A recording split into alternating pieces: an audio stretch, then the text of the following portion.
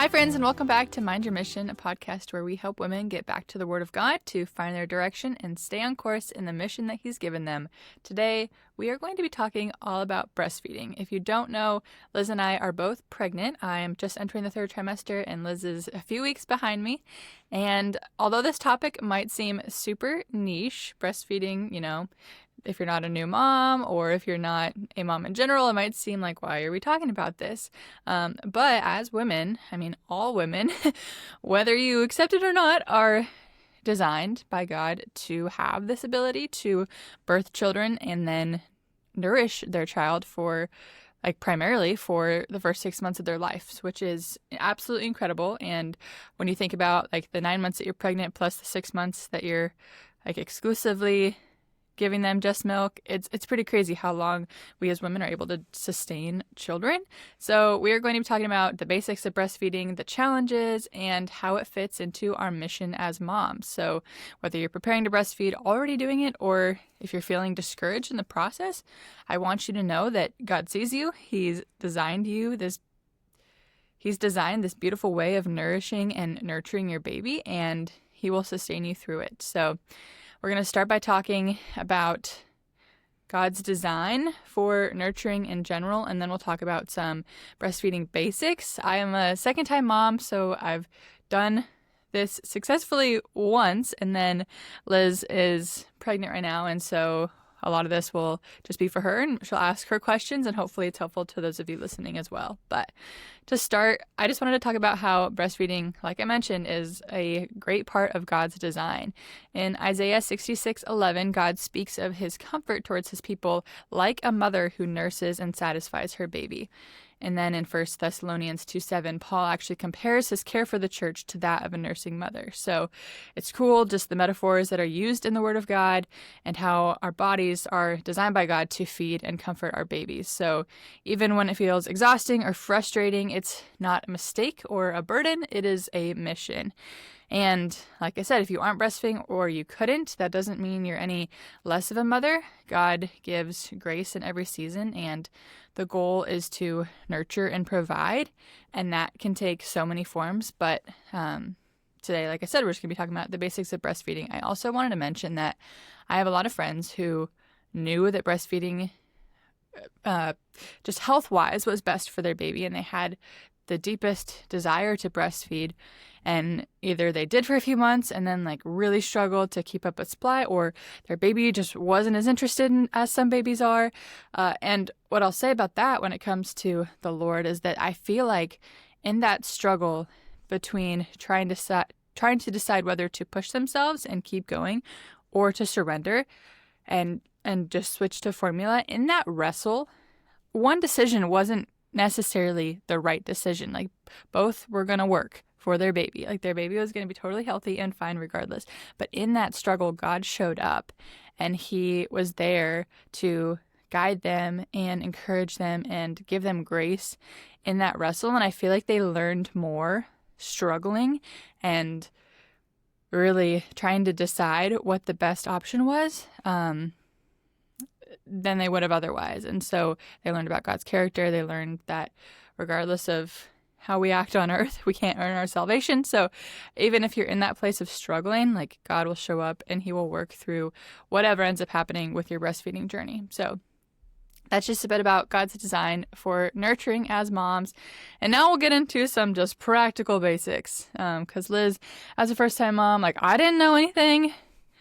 I think I did all the courses where it's you'll learn the positions and whatever, and all that's helpful, but practically in the hospital or at home, wherever you are, when that baby comes out, what's next? I don't know that I really thought that far ahead. I think I was more focused on labor, which is important, but also labor, even though it can last for up to 48 hours, it's the shortest thing compared to the fourth trimester, as they call it. So let's walk through some breastfeeding 101 tips. So I remember when Weston first came out and things got settled after he was born, he was on my chest, and I don't know if it was the nurse or just me knowing that okay, next step is latching my baby. I was blown away by the fact that Weston knew to look for food. Like Weston. That's what I heard when they come out. They Yes. know to like look for it. Yes. So have you heard of the breast crawl? Yes, it was in the podcast I was listening, that you sent me, that I was listening to. So I had like a tear, so I was getting stitched up down there when Weston was first on my chest. I'm not really sure like if he really would have like maneuvered his way up or not if he was lower on my stomach. But yeah, anyway, it's crazy. Like just watching his mouth. Like I remember actually watching ultrasound videos, how even in the womb, his mouth, like his little suckle, like it was a thing. And so babies, when they come out, they are looking for that. And even though you have no idea what you're doing, when you look down and you're like, okay, this has to go in there. Even though you don't know what you're doing, your baby does. And I was just blown away by the fact that like he actually taught me what to do more than I like was teaching him what to do. So just wanted to start by sharing like my experience, and I know a lot of women's experiences. Like let your baby lead in that. But then there's also some practical things that I can share that will help in that moment. So the first thing they'll talk about is doing skin to skin. So this is good in the golden hour after birth anyway for a baby. But when you're first trying to breastfeed, skin to skin is, of course, best for stimulating that connection between you and your baby, but also for stimulating their feeding cues, which is that breast crawl that I was mentioning.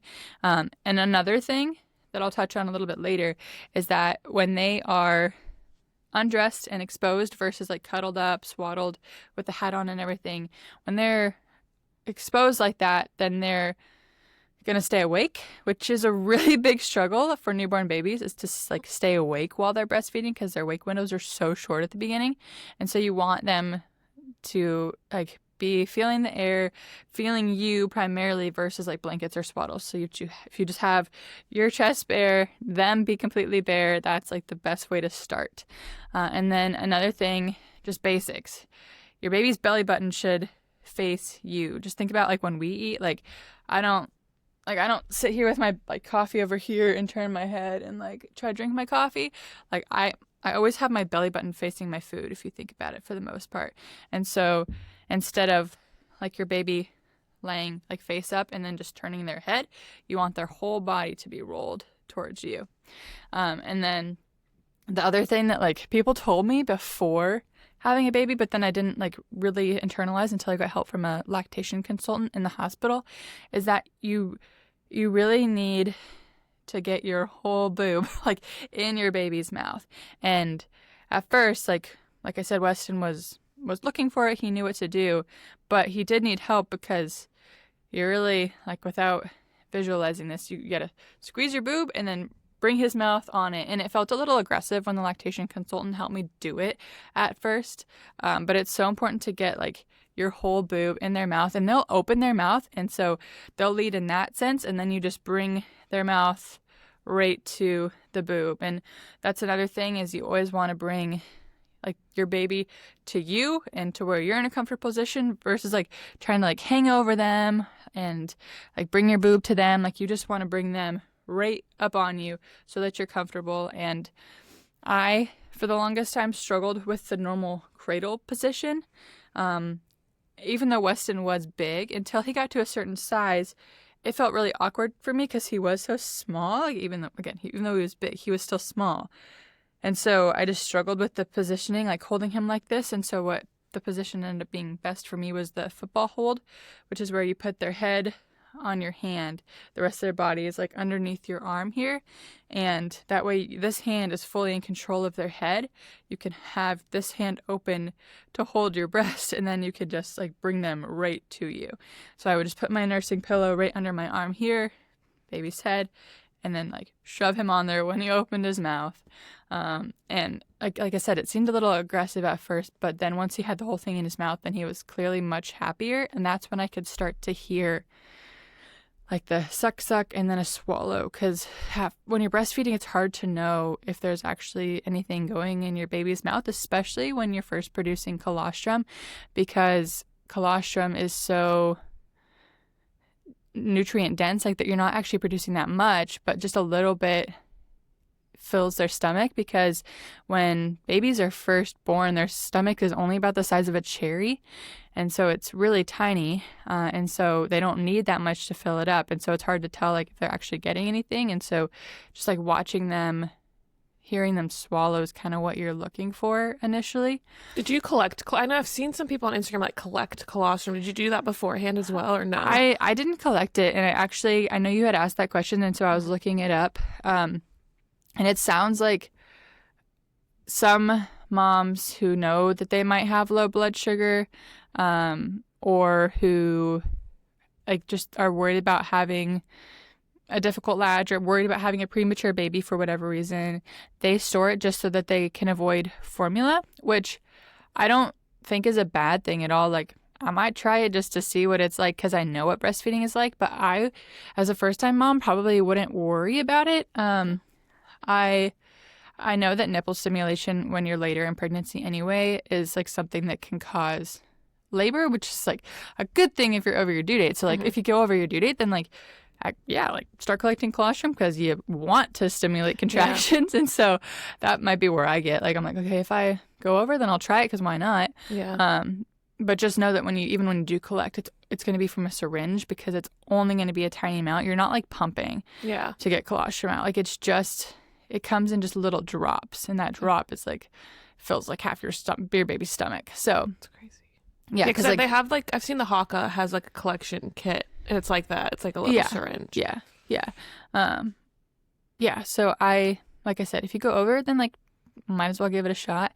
I remember like. Did you do it or no? Your first time you didn't? No, I didn't at all. And Weston actually did have low blood sugar, and so they wanted me to supplement with formula at the beginning. It was really weird. Like I think he was feeding fine, like I was producing, but I don't know if it was because he had a bigger stomach and needed more. Like I don't know.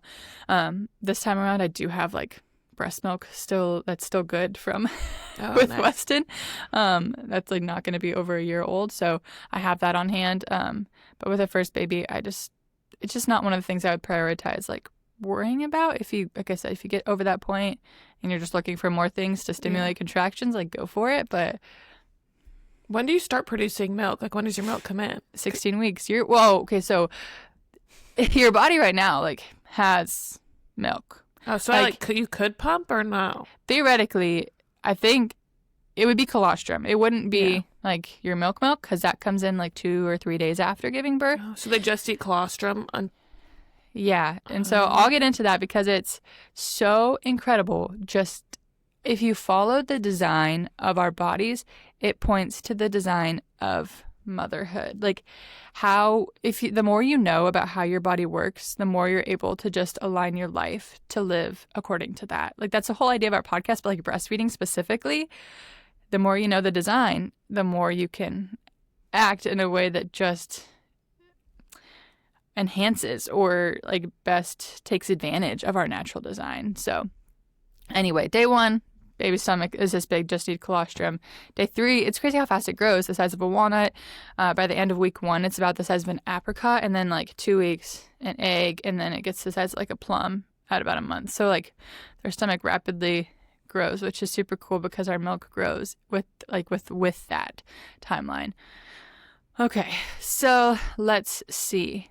What did I say I was gonna touch on? When your milk comes in. Mm-hmm. So for me, I don't know, a lot of women talk about how like they noticed the moment that their milk came in because that's when they got super engorged. For me, it was such a gradual process that like I don't know exactly when my milk switched from colostrum to milk. Like Weston fed every 2 to 3 hours in the hospital, and I just kept doing that for his entire for most of his little life, for the first couple months. And so I'm not sure that I noticed like that shift in my milk. What you do notice I think it's the second your placenta detaches is when your like body is like, it signifies to your body that it's time to go. Like it's go time, ready to produce milk. And so I remember my breasts definitely like got bigger and bigger throughout pregnancy. And by the time like he was born, like they were pretty big already, but then afterwards you definitely start to feel a shift, and it just feels like pressure. Like when they explain it, like a lot of women are like, oh, it's rock hard, and it definitely is at times rock hard. Like when you wake up in the morning and you're like, oh, my baby actually slept, you're like, oh yeah, my baby actually slept, because you're like, oh yeah, I haven't fed the baby in this many hours. They definitely are very uncomfortable and do feel rock hard. Like imagine exactly what it is. Your boobs are as full as they can be with milk, like crazy. So that's kind of the feeling. And in the hospital, after you give birth, what they'll tell you is, okay, like you need to wake your baby up to feed every 2 or 3 hours, to make sure that they're getting enough, to make sure we trigger your milk supply. And so that's like the general recommendation for at least the first couple days, the first week, is just to feed every 2 to 3 hours. Feed on demand is what they say. And then I like to clarify feed on demand with feeding according to their hunger cues. I took the course Taking Care of Babies. I can send it to you. It's really a really good course, and as I was preparing for this episode, I was refreshing, and it has just such good information that walks you through it in a way that's not overwhelming at all. But they talk about hunger cries, hunger cues versus just other needs, because if you have in your head, okay, I'm going to breastfeed on demand, and then it's tempting to think that anytime the baby makes a noise, you need to feed them, which is not necessarily true. A hunger cue is like when they're trying to fit their fist in their mouth, if they're smacking their lips, if they look like they're looking for food, if they are crying and it's inconsolable, then like, yes, you're going to try breastfeeding. If they're opening and closing their mouth, or if they're shaking their head from side to side, like those are all like cues that they're looking for food. Some sleepy cues, which people get confused with hunger cues all the time, is when they're fussing or they're yawning, they're arching their back, their eyebrows are turning red, if they're rubbing their eyes, or again, crying frantically. So it can be hard if they get to that overtired point to differentiate between the two. And then if they're pushing you away, then like they're just tired. So just have the two in mind, because when you hear feed on demand, you're like, okay, every time the baby moves, I need to feed. But like, pay attention. Did they just eat? Because if they just ate, maybe they need something else. Maybe they need a diaper change. Maybe they need to sleep. Because the big thing that this course teaches, especially in those first few weeks before you get to like the 4-week point where you can kind of implement a schedule, the schedule is like a cycle. It's not a schedule per se. It's just they sleep, eat, play, sleep, eat, play, sleep, eat, play. And so if they wake up, you're going to feed them right away. And then if they're playing and then they are crying and they just ate, it's likely because they're tired. Like the next thing in the cycle comes sleep. So sleep, eat, sleep, eat, play, sleep, eat, play. That's kind of the basic cycle that you'll think about. And it's kind of a 3-hour cycle in those first few days. So another thing I wanted to mention is full feedings. So full feedings are what help you really differentiate between your baby's needs. If you can ensure that you're getting a full feeding, then later on when they are showing signs of tiredness, you know, okay, I fed them, they got a full feeding, so they're probably just tired. Like that's what gives you that peace of mind. So how do you know you did a full feeding? You won't necessarily know based on like the number of ounces or anything, because obviously breastfeeding you can't see. But if you do things to keep them awake, which I'll talk about in just a second. Here, let me just go down this list. So things that you can do to help make sure your baby gets a full feeding are to, like I mentioned, undress them down to the diaper so that they are exposed to air, they're exposed to your skin. It signals to them that it's time to feed. If you do skin to skin, and then another thing you can do to keep them awake while they're feeding, because I remember feeling kind of aggressive doing this too, because the nurse was like, you got to keep him awake. You got to keep him keep his mouth going. You can rub their cheek. You can raise their arm up and down. You can even lay them on the floor, like away from anything else for just a minute, so that they're like, oh, like, where am I? Like, I'm alone. And then you pick them back up and you feed them. That way they're like fully awake, because when they're awake, then their mouth will be moving. And so basically, if they're doing like the suck, suck, gulp for however long, the thing about time is that it's different for everybody.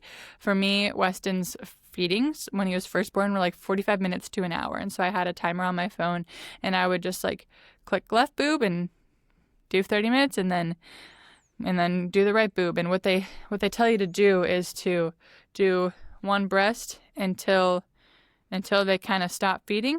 And then one lady I listened to calls it dessert on the other side. So so they get full off of one, so you empty that one, and then even if they seem like they're full, you're always going to offer the other side to see if they want dessert. And then you'll just have to pay attention. I did this with an app.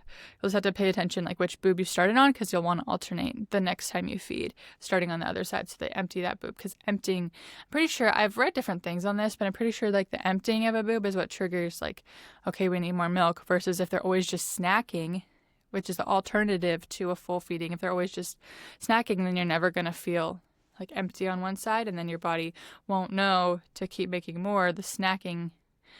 But I've also heard that it's the frequency of feedings, like how often they're on your boob, that triggers it. So, but you're going to want your boob to like feel empty every once in a while. So I would recommend you empty on one boob, offer dessert. And then if they're done, they're awake, because you want them to be awake after feeding. You don't want them to like, okay, they're done, they're falling asleep. No, we want them to be awake and like stimulated. That's when we introduce a little bit of, in the next few days after you're home from the hospital, like tummy time and like contrast cards and things like that. So you want to like make sure that they're fully awake.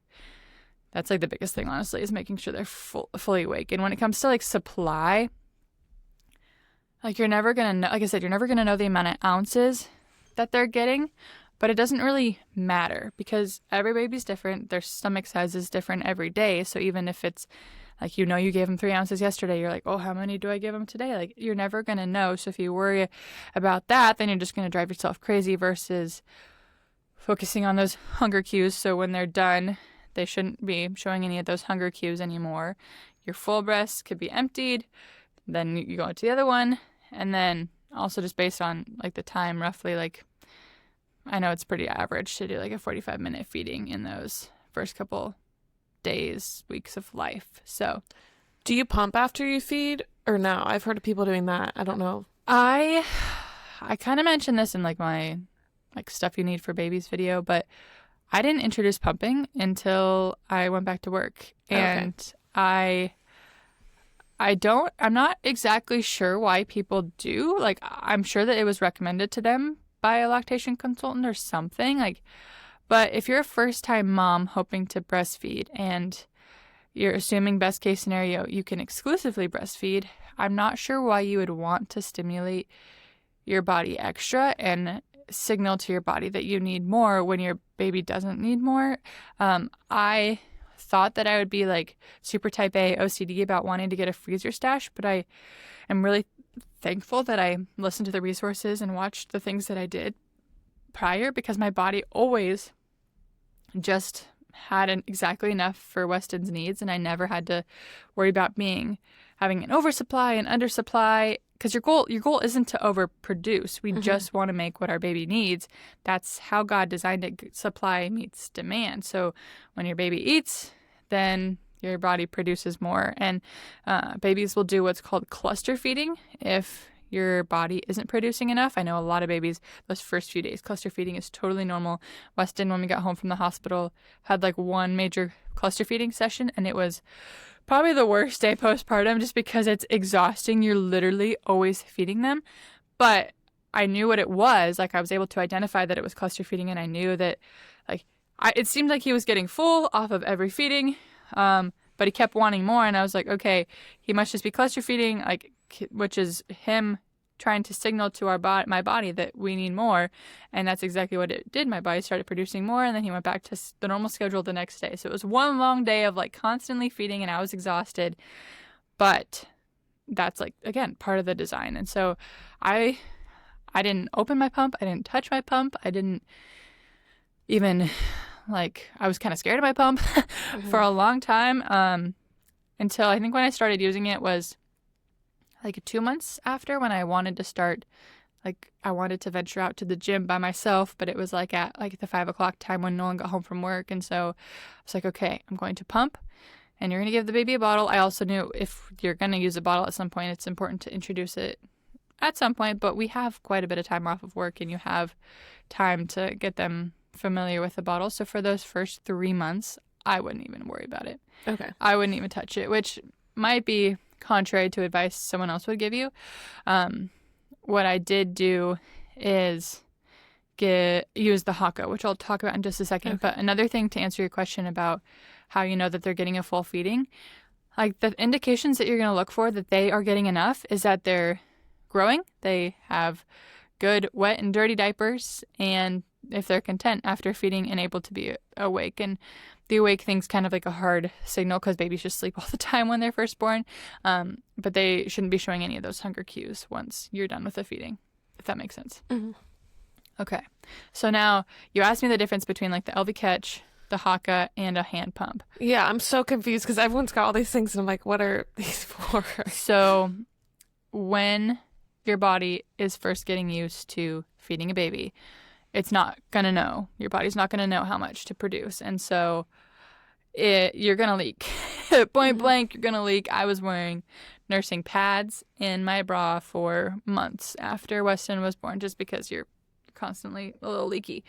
The LV catch, Haka has like the Haka ladybugs, which are similar. Those things to me, I couldn't figure out a way to get them in where they would like not leak, and so I just like got covered in breast milk every time I tried to use them.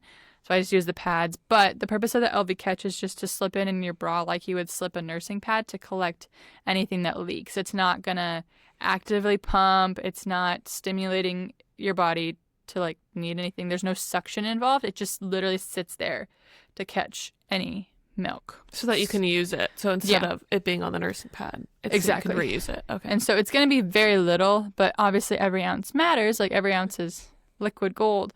But it's just a matter of if you need it, if you want to try to collect it, because after that you'll just have to like transfer it. Like I said, I haven't seen how the LV catch works, but I know it's similar to the ones that I use, and I just couldn't figure it out, and I just didn't need the extra milk. So then we'll go on the absolute flip side of that, a manual hand pump.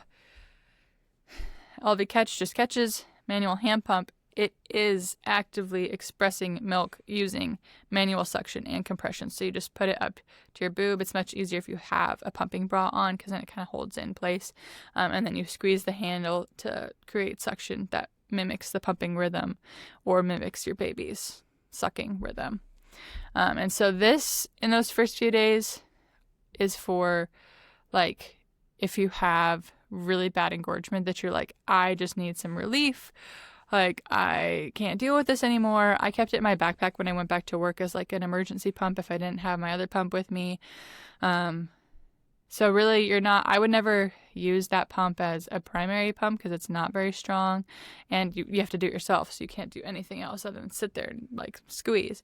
But I would have it on hand early postpartum because there were some mornings when I would wake up and just be like, he's not awake, he doesn't need to be awake, but like I gotta do something, like. And so I would just like hand express, like literally squeeze in the shower, like milk out of my boob, and it'd be nice to just like have an easier way to do that, just to like get like just a tiny bit out so that I can like survive. Yeah.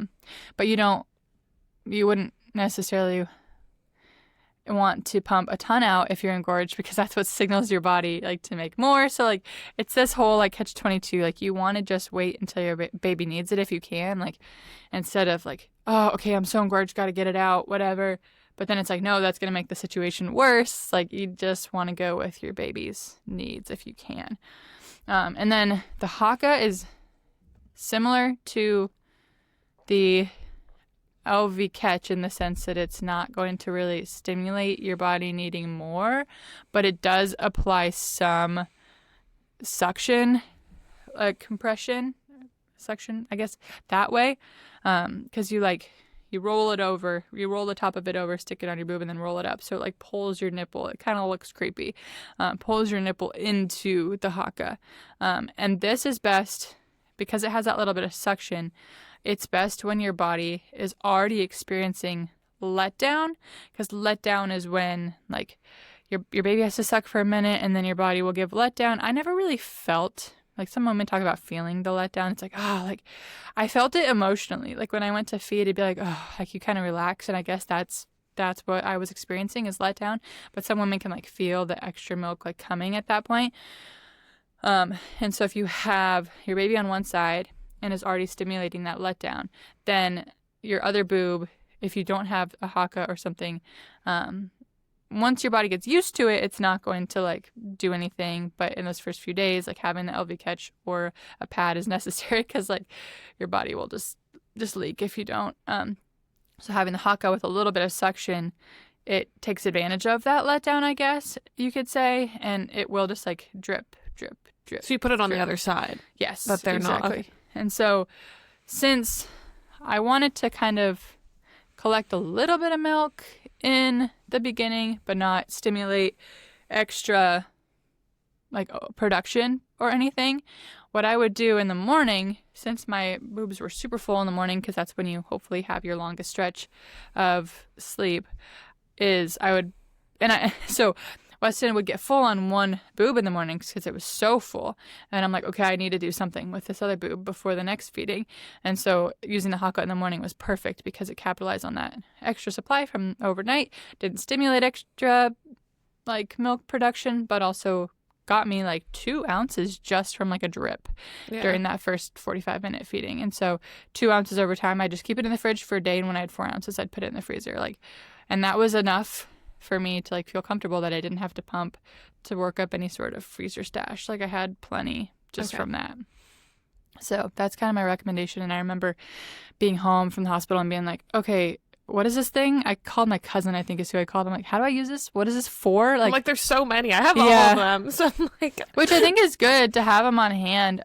It's just, not, use them as you need them, not use them because you have them. Yeah. Because I was like, I want to have it in case I need it. Who knows if I will. But so I have the LV catch, the hand pump, and then the haka because everyone else did. But I was like, what are they? They're different. But I didn't know how they were different. Right. And then really quick, I'll just touch on some things to like help your nipples in those first few days, because even if you're doing it right, like people always say, if you have a good latch, then it won't hurt. I think that's a lie because it hurts.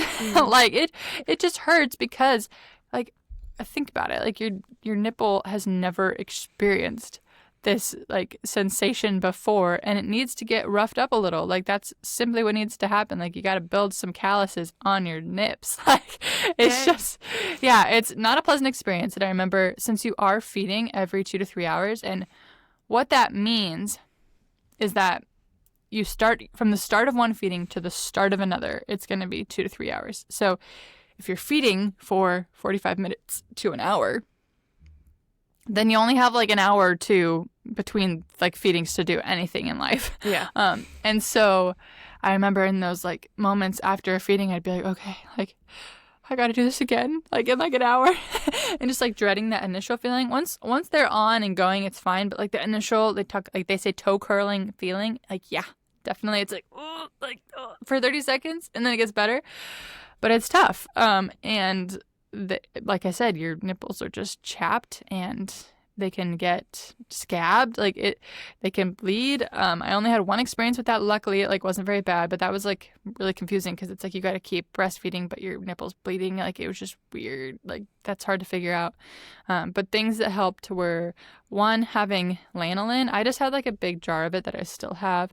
Lanolin it's like a thick, waxy substance. It's kind of a yellow color that comes from sheep's wool. So apparently when sheep are shorn, the wool is like washed and all the natural oils are removed from it, and then those oils are purified into a medical grade lanolin is what it's called. And so lanolin is good because it's really thick, and so it kind of forms a barrier that allows your skin's own moisture to like stay for healing, but then still lets your nipple breathe so that it can like, have some relief. And so just the way that it's like it's totally natural, it's going to be safe for your baby because it's like similar to like how olive oil or coconut oil would be fine like for your baby to eat.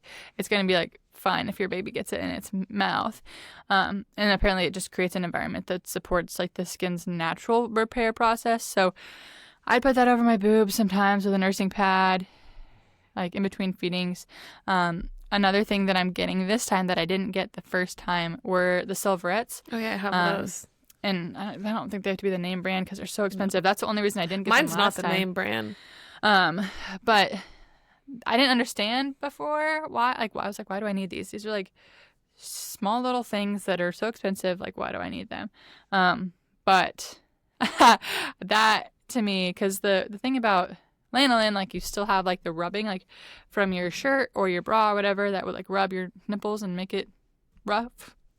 But the silverettes, what they do is they provide like the physical barrier between your nipple and whatever shirt you're wearing, and then apparently silver has like antibacterial effects that help reduce like any bacteria that could get in there, and which enables better healing. So that's what the silverettes are for.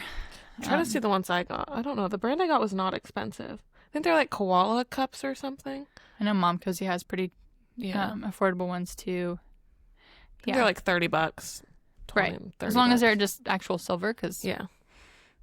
So that's kind of a few of the like helpful tips for your nipples, and just like, this sounds so weird, but just like going shirtless whenever you can. Like, honestly, they say I always wore a bra to bed in the first couple weeks because I was always leaking, and so I always needed like pads.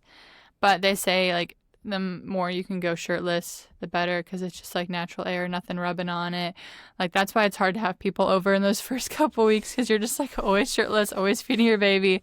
So just expect that, I guess. I feel like it caught me off guard. I'm like, oh, like I'm not someone who just walks around shirtless all the time. So anyway, that's probably the best. And then I can go in depth. I know we're kind of running out of time, but I can go more in depth on baby sleep later. But I can't not talk about baby sleep when I talk about breastfeeding, because the two are so directly connected. Like I talked about, like the cycle and making sure baby's awake for feedings and everything like that. I just have to kind of touch on the basics of baby sleep a little bit.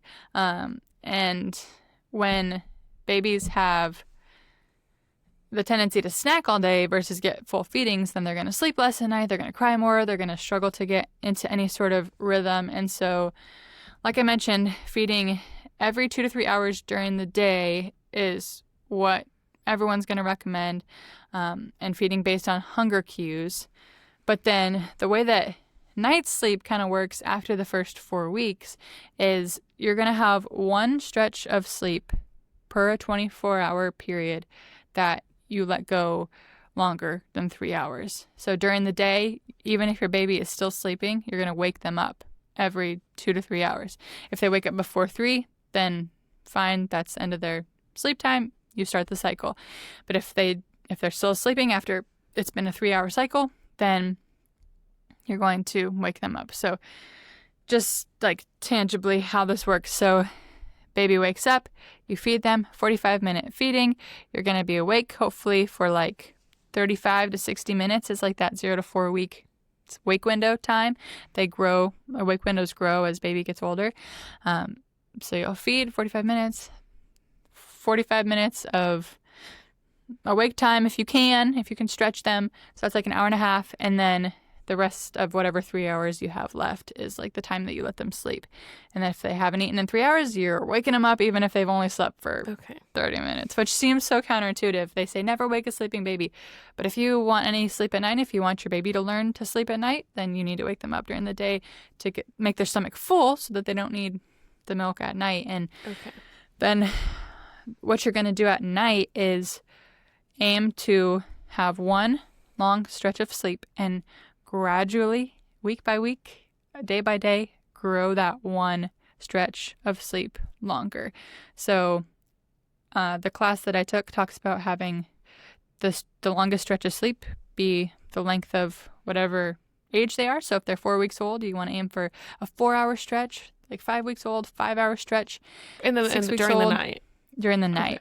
So, and then that's why a lot of times babies don't go to bed until like the 10 o'clock time frame initially, because parents don't want the baby's like longest stretch of sleep to start at 7 when they're not going to bed till like 9:30, 10. So if you go to bed at 7, great, but like it's not the most practical when you have things to do. So anyway, that's kind of how like the stretches of sleep work.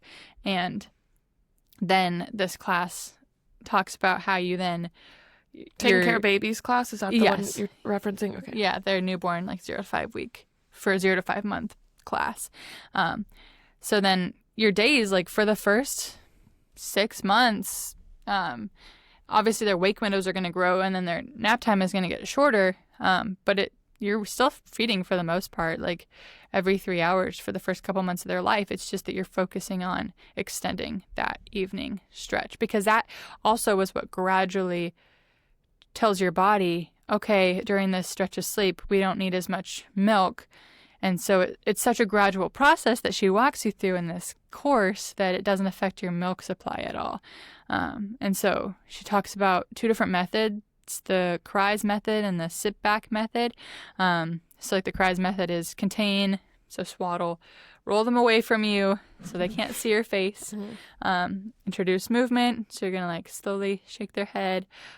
External sound, which is like a shh or the sound machine, and then suck, like either on your thumb or a binky. What you're trying to do with that method is recreate the environment in the womb. So the shh, if you wonder why a baby needs a sound machine, Matt, I didn't know this. I didn't know this either. I didn't have one for the first bit of Weston's life. But in the womb, they can hear your blood flow. So it's like they can hear shh of the blood flow through the placenta, and so the sound machine mimics that noise and makes them feel like they were back in the womb. And then like same thing with like the roll away from you. Like a lot of moms, like when their baby's crying, they like look at them in the face and they're like, shh, it's okay, but like there's no faces in the womb, like you're just overstimulating them, and so you want to like roll them away from you, and like so that they're not looking at your face. Anyway, so that the cries method she talks about to just help put baby to sleep. And then once baby is asleep, the way to increase the longest stretch of sleep that they have in a 24-hour period is just by minutes at a time. So if they've been asleep for 3.5 hours and your goal is 4, and then they start crying, first you're gonna wait, and you're gonna stop and listen. That's the S. And sit back, stop and listen, because babies have very active sleep, meaning like they could make a bunch of noise, roll their head back and forth, be like seem like they're awake, but their eyes can be completely shut and they could be really still asleep. So you want to stop and listen 30 seconds, a minute, see if they're really asleep. And then you're going to go in and you're going to first increase the sound machine. So you're just doing step by step little things with the least amount of intervention to see if they'll fall back asleep and hit that 4-hour mark. So I is increase the sound machine, see if they'll settle back down. Then you're just going to put your hand on their chest. Touch is the T. And then if that doesn't work, I forget the B. Wait. Touch. I forget the B. I didn't write the B down. Anyway, then it's like you add rocking, and then you do the whole cries method again. That's the C, and then the K is, okay, it's time to feed. Like, so basically those I can go more in depth on later, but they just help you to not intervene too early, which helps babies learn how to fall back asleep on their own, which also then helps extend your milk supply over time. So that's why it's so connected to breastfeeding, is because like getting those longer stretches of sleep is like how you slowly show your body that it doesn't need to make as much overnight, so that you're not waking up super engorged in like the 6th month of their life. So, and that way you're not still feeding every 2 hours in the 6th month of their life. And when you go through this course, it's like easy to have the thought that like, wouldn't it be faster to just pick them up and feed him? And the answer is yes, absolutely. Like, it'd be way easier if whenever your baby cries, you just pick him up, feed him if you know that makes him happy, and then you put him back to sleep, and that way you're going back to sleep as soon as possible. But the thing is that if you do that, then you won't be sleeping through the night for months. You're going to be constantly like getting up at night. That's why people like, I love this class because it's not a cry it out class. It's not like a schedule. It's just a rhythm and a strategy for helping your baby